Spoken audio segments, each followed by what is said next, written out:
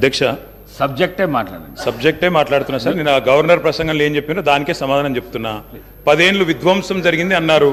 మరి 10 ఏళ్ల విధ్వంసం గురించి మాట్లాడితే 55 ఏళ్ల విధ్వంసం గురించి మాట్లాడాలన్నా వద్దా? 55 ఏళ్లు కాంగ్రెస్ పరిపాలనలో చేసిన జీవన విధ్వంసం చెప్పాలి.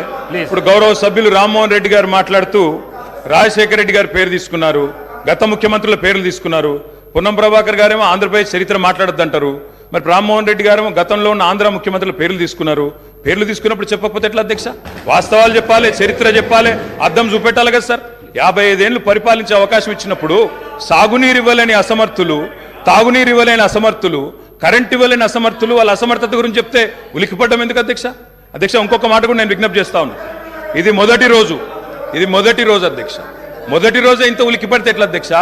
మొదటి రోజు ఇంత భయపడితే ఎట్లా? ఒక్కొక్క మంత్రి గారు లేసి అప్పుడే ఉలికిపడి మాట్లాడుతున్నారు. అంత భయం ఎందుకు సార్? అధ్యక్ష నిర్మాణాత్మక సూచనలు చేయాలన్నారు భట్టి గారు, వి వెల్కమ్ ఇట్. కానీ మీరు నిర్మాణాత్మకమైన గవర్నర్ ప్రసంగం ఉంటే, విధ్వంసంగా ఉండకపోతే వాస్తవాలు చెప్తే మేము కూడా వాస్తవాలు చెప్పేటోళ్ళం. మా అధ్యక్షుడు స్పష్టంగా చెప్పారు, కొత్త ప్రభుత్వం వచ్చింది, తొందరపడకండి, ఒక 3 నెలలు సమయం ఇద్దాం, అట్రఫ్లాప్ అవుతారు ఎట్లాగూ, కానీ 3 నెలలు సమయం ఇద్దాం. ఎందుకంటే అధ్యక్ష చాలా చెప్తా, అవి కూడా చెప్తా. పాపం వాళ్ళ సభ్యుడే వాళ్ళని నిరికిస్తాడు.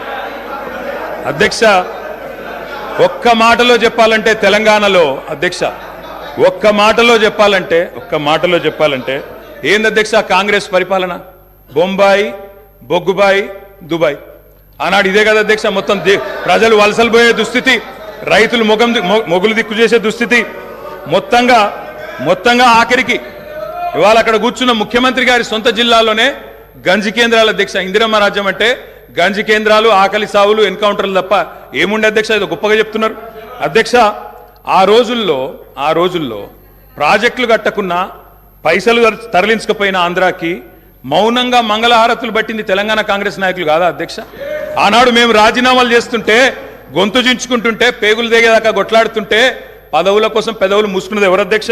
ఇలా బాగా మాట్లాడుతున్నారు అధ్యక్ష. ఇంకొక మాట చెప్తా ఉన్నా, ఇదే శాసనసభ అధ్యక్ష తెలంగాణ పదం నిషేధిస్తే ఒక్క కాంగ్రెస్ నాయకుడు మాట్లాడిండా అధ్యక్ష?